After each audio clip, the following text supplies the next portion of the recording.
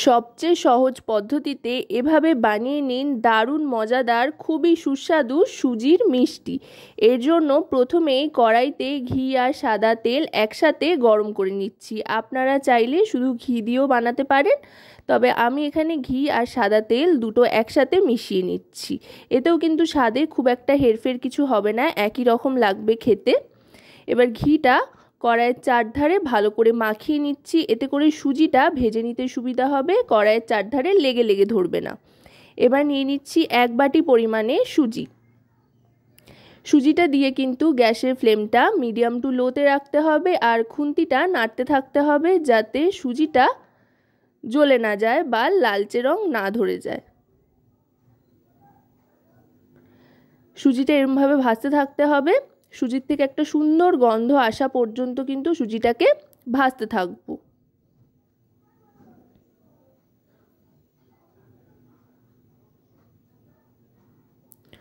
দেখুন সুজিটা মোটামুটি কিন্তু ভাজা হয়ে গিয়েছে। এবার যেই বাটিতে সুজি পরিমাপ করে নিয়েছিলাম সেই বাটিরই 1 বাটি জল এখানে দিয়ে দিচ্ছি, মানে এখানে কিন্তু সুজি আর জল সমপরিমাণে ব্যবহার করলাম।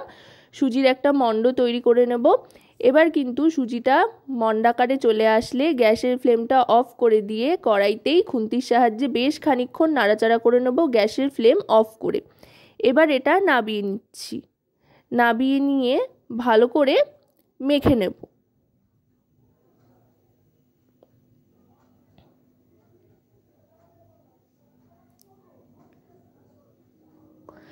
সুজি দিয়ে একটা সুন্দর মণ্ড মসৃণভাবে বানানো হয়ে গিয়েছে। এবার এখান থেকে মিষ্টিগুলো এক এক করে বানিয়ে নিচ্ছি। এগুলো বানানো কিন্তু খুবই সহজ, কিছুই না। এখান থেকে ছোট ছোট লেচি কেটে নিয়ে সুজির থেকে তারপরে সেটাকে চ্যাপ্টা করে নিয়ে এভাবে একটা কাঁটা চামচের সাহায্যে ডিজাইন করে নিতে হবে।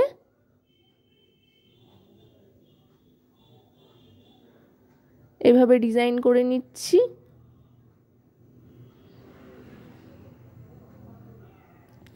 এবার পরপর প্রত্যেকটা এইভাবে তৈরি করে নিচ্ছি। এগুলো তৈরি হয়ে গিয়েছে। এবার হালকা একটু ভেজে নেব যাতে মিষ্টিগুলো একটু শক্ত হয়ে যায়। এখানে কিন্তু সুজি আর জল শুধু ব্যবহার করা হয়েছে ঘিয়ের সাথে, আপাতত কিন্তু মিষ্টির কোনো রকম ব্যবহার এখনও অবধি করিনি। এবার সাদা তেলে হালকা করে ভেজে নেব, লালচে রং যাতে না আসে সেটা লক্ষ্য রেখে কিন্তু ভাজতে থাকতে হবে। দিয়েই সাথে সাথে এপিট ওপিট ওলট পালট করে ভেজে নিচ্ছি। ভেজে নিয়ে এবার আস্তে আস্তে তুলে নেব।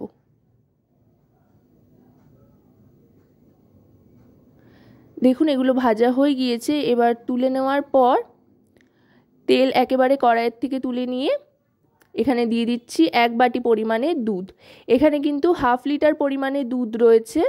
এবার এই দুধটাকে ভালো করে ফুটিয়ে নেব। একবার অবশ্যই এটা ফুটিয়ে নেওয়া রয়েছে। এবার 2 থেকে 3 বার বলক উঠে গেলেই দুধে গ্যাসের ফ্লেমটা লোতে করে দিয়ে দিচ্ছি গুড়।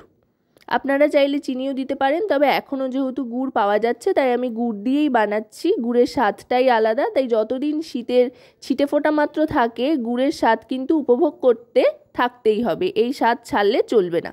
যাই হোক, এবার গুড়টা দিয়ে ভালো করে মিশিয়ে নেব। গুড়টা গলে গিয়ে একেবারে সুন্দরভাবে মিশে গিয়েছে। এবার দিয়ে দিচ্ছি এলাচ গুঁড়ো, এতে করে দারুণ সুন্দর একটা গন্ধ আসবে। এবার গ্যাসের ফ্লেমটা মিডিয়াম টু লোতে রেখে সুজির মিষ্টিগুলো এক এক করে দিয়ে ভালো করে ফুটিয়ে নেব। আশা করব রেসিপিটি আপনাদের ভালো লাগবে। ভালো লাগলে অবশ্যই রান্নাবাটি চ্যানেলটিকে সাবস্ক্রাইব করে লাইক শেয়ার কমেন্টের মাধ্যমে আমাদের পাশে থাকবেন আর পাশে থাকা বেল আইকনটি অন করে দেবেন সবার আগে সমস্ত রকম নতুন রান্নার নোটিফিকেশান পাওয়ার জন্য। দেখুন এবার একটু ফুটিয়ে নেব, খুব একটা বেশি ফোটানোর কিন্তু প্রয়োজন নেই, কারণ এমনিতেই সুজির মধ্যে কিন্তু এই দুধটা ইনসিস্ট করে যাবে। 1 থেকে 2 বার ফুটিয়ে নিয়ে তারপরে গ্যাসের ফ্লেমটা অফ করে দিয়ে ঢাকনা চাপা দিয়ে রাখতে হবে। খুব বেশি সময় যে ঢাকনা চাপা দিয়ে রাখতে হবে তাও নয়, মোটামুটি 5 থেকে 10 মিনিট মতো ঢাকনা চাপা দিয়ে রাখলেই কিন্তু চলবে। এখন একটু ফুটিয়ে নিচ্ছি।